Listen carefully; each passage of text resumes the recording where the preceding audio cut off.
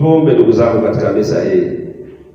Tuombee akina mama wote wanaochukua nafasi mwa Bikira Maria kwa mama wazuri katika familia, walezi wazuri.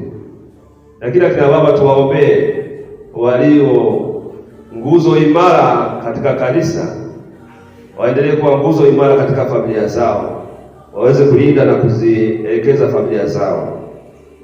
Tuombeane sisi wenyewe, sisi wote tuweze kuombeana, ili huyu Yesu ambaye anakuja aweze kuzaliwa katika nafsi zetu, katika familia zetu, katika utendaji wetu, ili tumuige mama Bikira Maria na Yosefu kwa ndio yao,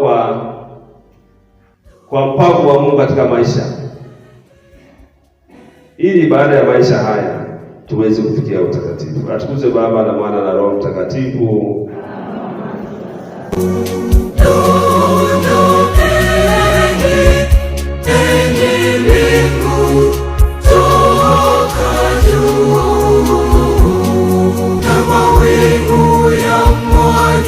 Mwenye